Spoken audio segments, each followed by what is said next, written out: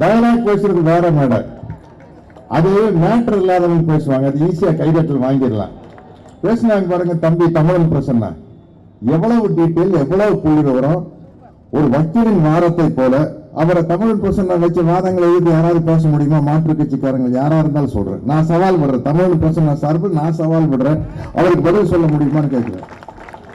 அதுக்கப்புறம் தோழர் அருள்மொழி அவர்கள் பேசினாங்க, என்ன புள்ளி விவரம். இது மாசுக்கு கைதட்டுற விஷயமா இருக்காது. ஆனா அந்த தீவில் நடந்த கொடுமையை இருந்து ஹிட்லரிசம்னா என்ன, ஸ்டாலினிசம்னா என்னன்னு புட்டு புட்டு வச்சு விளக்குறாங்க பாருங்களா. அது இந்த மேடையில மட்டும்தான் நடக்கும். கைதட்டுறது எந்த மேடையில வேணாலும் நடக்கும். இப்ப கைதட்டல் வாங்கி காட்டு பாக்குறீங்களா, என்னமா பண்ணு. இது இதெல்லாம் வெட்டி உதாருங்க. இது எல்லா நடிகனுக்கும் செய்ய தெரியும், அவங்க ரேஞ்சில் இந்த வெட்டி உதார செய்ய முடியும். ஆனா உண்மையான கொள்கையை பேசுற மேடை இதுதான்.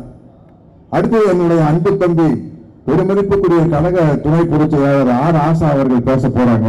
அவருடைய பேச்சை கேட்கறதுக்கு நான் காத்துக்கிட்டு இருக்கிறேன். ஏன்னா அவங்க மாதிரி இருக்கிறவங்க பேச்சை கேட்டாத்தான் நம்ம அறிவை வளர்த்துக்க முடியும். இந்த என்னமா கண்ணு உதாரெல்லாம் அறிவு வளராதுங்க, சும்மா ஜாலியா இருக்கும். அது அந்த காலத்துல இருந்து நடந்துட்டு இருக்குது. ஒவ்வொரு நடிகருக்கு ஏதோ ஒன்று பேசினா கைதட்டுவாங்க, அது தனி கதை. ஆனா இதுதான் ரொம்ப முக்கியமான ஒரு மேடை அப்படின்னு நான் நினைக்கிறேன். தோழர் சேதுவேரான ஒரு படம், அந்த படத்தை சென்சார்ல கொத்து பராட்டா போட்டு அந்த படத்தை ஓட விடாம பண்ணிட்டாங்க. அவ்வளவு சென்சார் கெட்டு. என்ன அப்படின்னா ஐஐடியில உயர் ஜாதி என்று தங்களை தாங்களே கூறிக்கொண்டிருக்கும் இனத்திற்கும் தாழ்த்தப்பட்டவர் என்று முத்திரை குட்டப்பட்ட இனத்து மாணவர்களுக்கும் நடக்கிற ஒரு போராட்டம் தான் அந்த படத்தினுடைய கதை. தோழர் சேகுவேரா அப்படிங்கிற ஒரு படம். அதுல தோழர் சேகுவேராங்கிற அந்த டைட்டில் ரோல் நான் தான் நினைச்சேன். நான் அந்த காலேஜில் ஒரு ப்ரொஃபசர், என் பேர் சேகுவேரா. அதுல ஒரு வசனம் வரும், ராஜாவா பிறந்து வீணா போனவன் இருக்கிறான், சாதாரண குடியில பிறந்து ராசாவா அப்படின்னு வாய புழக்க வச்சவங்க இருக்கிறாங்க அப்படின்னு அந்த படத்துல ஒரு டயலாக் வரும். தோழர் சேகுவேரா படத்துல ஒரு டயலாக் வரும். சென்சார்ல இதை விட கொடுமை பண்ண முடியாதுங்க. அந்த காலத்துல உதயசூரியனின் பார்வையில கட் பண்ணிடுவாங்க. இதுல அந்த தாழ்த்தப்பட்ட சமூகத்தை சேர்ந்த ஒரு மாணவனை அவனுக்கு தைரியத்தை கொடுத்து காலேஜில் சேர வைக்கிற ஒரு கேரக்டர் பேரு அண்ணாதுரை. அதை சென்சார்ல அண்ணாதுரைன்னு பேர் வைக்க கூடாதுன்னு சொல்லி அதை ஐயாதுரைன்னு மாற்றப்பட்டிருக்கு. இன்றைய சென்சார் இன்னும் எவ்வளவு மோசமா இருக்கு பாருங்க. இன்றைய சென்சார் அன்னைக்கு திராவிட முன்னேற்ற கழகம் 1967க்கு முன்னாடி எவ்வளவு கடுமையா இருக்கிற சென்சார். பராசக்தி படத்துல டாக்டர் கலைஞர் அவர்கள் எழுதின வசனத்தை எல்லாம் எவ்வளவு பேர் கட் பண்ணாங்களோ அதை விட இப்போ சென்சார் மோசமா இருக்குது. சினிமால நீங்க அந்த சைடு மத்திய அரசாங்கத்தை பத்தி எதுவுமே பேச முடியாது. அப்படிப்பட்ட ஒரு சர்வாதிகார சூழ்நிலையில ஒரு முதல்வராக இல்லாமல் போர்ப்படை தளபதியாக விளங்குபவர் தான் நமது முத்துவேல் கருணாநிதி ஸ்டாலின் அவர்கள். இது காக்கப்பட வேண்டிய ஒரு ஆட்சி. இந்த ஆட்சிங்கிறது இந்திய ஒன்றியத்துக்கே முன்மாதிரியா நடந்துகிட்டு இருக்கிற ஒரு ஆட்சி.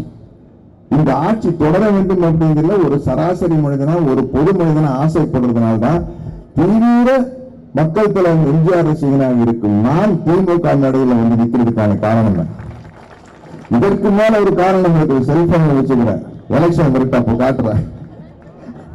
எந்த அளவுக்கு ஒரு இனத்தை, ஒரு அமைப்பை எம்ஜிஆர் அவர்கள் வெறுத்தார்கள் என்று அதில் இருக்குது. எவ்வளவு ஆபத்தான அமைப்புன்னு அவரே பேசியிருக்காரு. அதை அன்னைக்கு வச்சுக்குவோம். இது தமிழக முதல்வர் ஆவதற்கு முன்னாலேயே முதல் நான் என்ன நினைச்சேன்னா, எனக்கு வயசுல பாத்தீங்கன்னா நம்ம தமிழக முதல்வர் முத்துவேல் கருணாநிதி ஸ்டாலின் அவர்களுக்கும் எனக்கும் தான் கிட்டத்தட்ட ஒரே வயசு, ஒரு சின்ன வித்தியாசம் தான். ஆனா இவரை விட நான் அதிகமா பதவியில் முத்தமிழ் அறிஞர் கலைஞர் அவர்கள் கூட தான். ஏன்னா அவர் வசனத்தில் நான் 2 படம் நடிச்சிருக்கிறேன். அப்ப என்ன இப்போ நாங்க கோழிக்காயிடுறோம், என்ன ஒரே தொழில வேலை செய்வாங்க. நானும் மணிவண்ணனும் அப்படித்தான் கிட்டத்தட்ட நானும் கலைஞரும். ஏன்னா அவர் வசனம் எழுதி கொடுக்குறாரு, நான் நடிக்கிற பாளையம் ரோஜாக்கில். ஸோ அவர்கிட்ட மிக மிக நெருங்கி பழகிற எனக்கு வாய்ப்பு கிடைச்சது. அப்போ அந்த படத்தினுடைய படப்பிடிப்பு பெரும்பாலும் கோபாலபுரத்தை சுற்றி நிறைய இடத்துல நடக்குது. இப்போ என்னோட கதைப்படி என்னோட வீடு எதுனா முரசொலி மாரணையா வீடு தான் என்னோட வீடு. கலைஞர் வீடு ஒருத்தருடைய வீடு, அந்த மாதிரி நடந்துட்டு இருந்தது. அப்போ கலைஞர் வருவார் போவாரு, நாங்க போய் கலைஞரை பார்ப்போம். அமைதியா நின்றுப்பாரு. ஸ்டாலின் சார் ஒரு முதலமைச்சருடைய மகனுங்கிறது அடையாளம் தெரிஞ்சவங்களுக்கு மட்டும்தான் தெரியும். அப்ப இருந்து அவர் வந்து ஒரு செயல் வீரருங்க. ஒரு 17 வயசுல சைக்கிள்ல திமுக கொடியை கட்டிக்கிட்டு சளைக்காம சுத்துவாரு. நான் இப்பவும் கூட தனிப்பட்ட முறையில் அவங்களை பார்த்து நான் கேட்பேன், என்னங்க இந்த சுத்துறீங்க, டயர்ட் ஆகாது? எனக்கு ஆகாதுங்க அப்படின்பாரு. எனக்கு ஆகாது, எனக்கு டயர்டா ஆகாது. ஏன்னா என்னுடைய உயிர் மூச்சு திராவிட முன்னேற்ற கழகம், திராவிட முன்னேற்ற கழகம், திராவிட முன்னேற்ற கழகம்.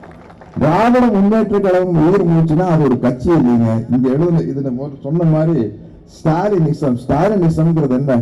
ஒன்றியம் செய்வது ஹிட்லரிசம், என்றும் வருவது ஸ்டாலினிசம். ஹிட்லரிசம் என்னங்கிறது நம்ம தோழர் அருள்மொழி அவர்கள் புட்டு வச்சுட்டாங்க. ஸ்டாலினிசம்ங்கிறது என்னங்க? பெரியாரிசம், அண்ணாயிசம், கலைஞரிசம், அதுதான் ஸ்டாலினிசம்.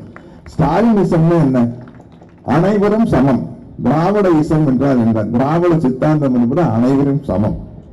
பொதுவாக உலகம் நல்லா இருக்கிறதுக்கு மிக முக்கியமான காரணம் வந்து, உலகம் நாளுக்கு நாள் சிறப்பா இருக்கிறதுக்கு காரணம் வந்து, எல்லாரும் சிறப்பா இருக்கிறாங்கன்னு சொல்ல முடியாது, விஞ்ஞானிகளும் விஞ்ஞான கண்டுபிடிப்புகள் தான்.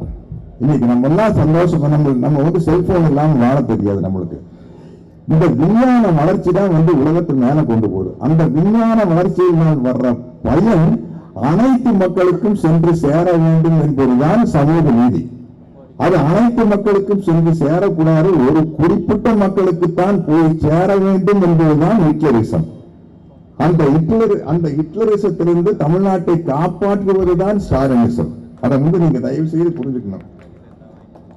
நான் முதல் நான் வியந்து பார்த்தது வந்து, முதல்வர் அவர்கள் ஸ்டாலின் அவர்கள் வந்து முதல்வர் ஆனதுக்கு அப்புறம் என்கிட்ட அவருடைய வாழ்க்கை வரலாறு புஸ்தகத்தை கொடுத்து படிக்க சொன்னி என்னை அந்த நிகழ்ச்சியில வந்து கலந்துக்க சொன்னாரு.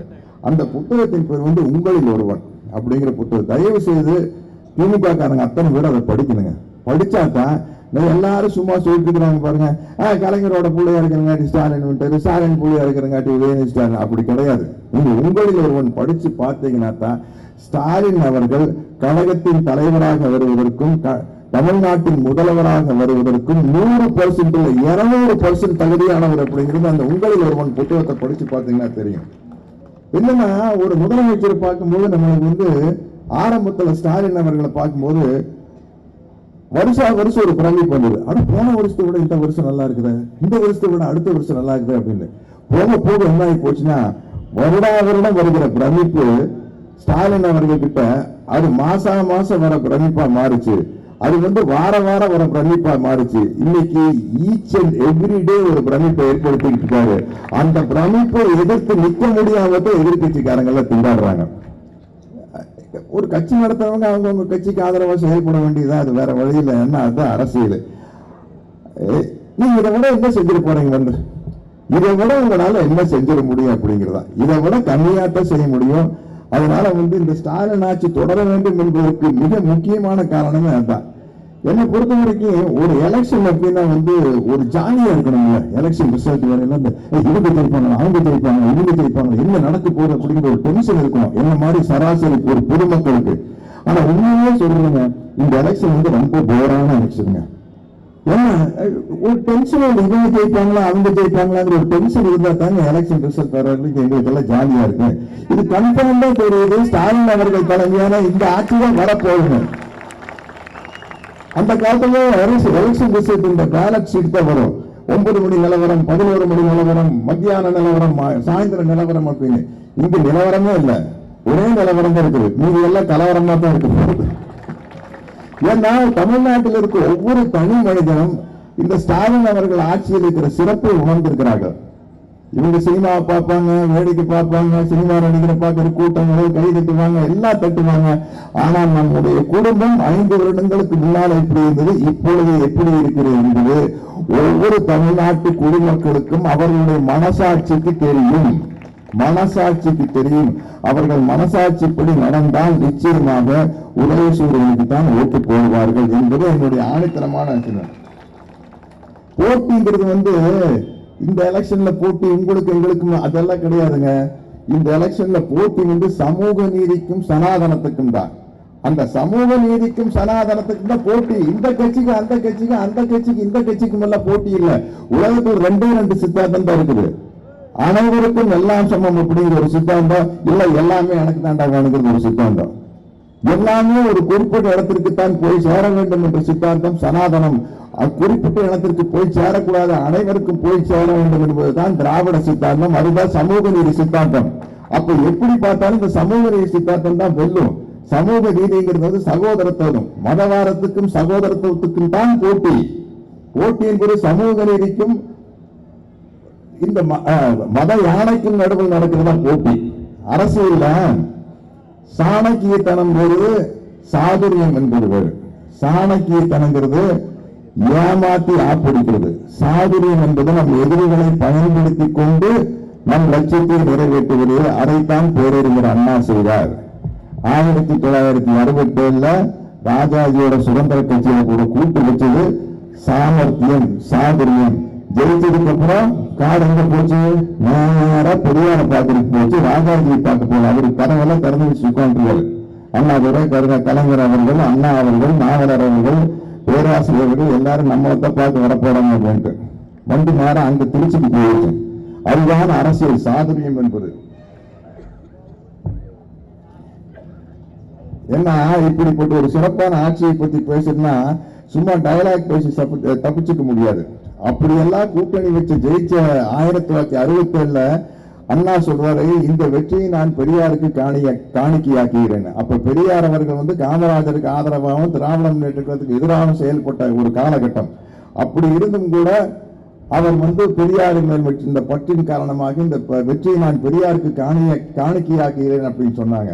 இந்த திராவிட மாடல் என்பதுதான் உங்களை எல்லாத்திலிருந்தும் காப்பாற்ற விஷயம். இல்லாட்டி இன்னைக்கு என்ன நடந்துட்டு இருக்குன்னா, தமிழ்நாட்டை ஒரு அயோத்தியாக மாற்றுவதற்கான சகனித்தனம் நடந்து கொண்டிருக்கிறது. அதுதான் திருப்பரங்குன்றத்தில் நடக்கும் சகனித்தனம் என்பது. அதுதான் அதில் நம்ம ரொம்ப கேர்ஃபுல்லா இருக்கணும், ரொம்ப ஜாக்கிரதையா இருக்கணும். அனைவருக்குமான கல்வி, அனைவருக்குமான வேலை வாய்ப்பு, ஆண் பெண் சமம் என்ற சித்தாந்தத்தை அடிப்படையாக கொண்ட திராவிட முன்னேற்ற கழக ஆட்சி மீண்டும் ஆட்சிக்கு வருவதுதான். ஏன்னா அருள்மொழி தோழர் அவர்கள் சொன்னதுனால ஒரு கட்டத்துல வளர்ச்சி போன இந்த 5 வருஷத்துல ஒரு விஷயம் நடந்திருக்கிறது பாருங்க.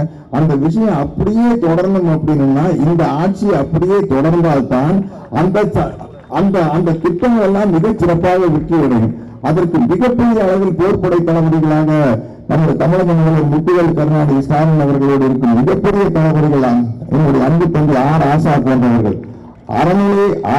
அறநிலையத்துறையை ஆட்டையை போட நினைத்தவர்கள் காப்பாற்றி வைத்திருக்கிறது நம்ம தம்பி காந்தியின் அமைச்சர் பி சேகர் பாபு அவர்கள். நான் எம்ஜிஆர் ரசிகமா இருக்கேன்னு சொல்ல மதுரையை மீட்ட சுந்தரபாண்டியன் ஒரு படம் நடிச்சார் அவருக்கு ரசிகா. அதுமாதிரி அறநிலையை மீட்ட சுந்தரபாண்டியன் நம்ம சேகர் பாபு தான்.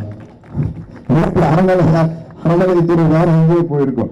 ஏன்னா திமுக தனி மனித நம்பிக்கையிலிருந்து வெளியே அந்த திராவிட சித்தாந்தத்திற்குள் செயல்படும் போது அனைவருக்குமான விஷயமும் அனைவருக்கும் கிடைக்கும் அப்படிங்கிறதா. ஆகவே இந்த ஆட்சி தொடர வேண்டும் என்று திமுக காரணமாக தமிழனாக தமிழ்நாட்டில் வாழும் ஒரு சாதாரண மனிதனாக ஆசைப்படுகிறேன். மீண்டும் சொல்கிறேன், நான் அவருடைய ரசிகனாக இருப்பதால் அவருடைய பாடலை பாடி முடிக்கிறேன். உதய சூரியனின் பார்வையிலே உலகம் விழித்துக் கொண்ட வேளையிலே நல்லவரெல்லாம் நலம் பெறுவார் என்ற நம்பிக்கை பிறக்கிறது. இவர் வர வேண்டும். எவர்? நம்ம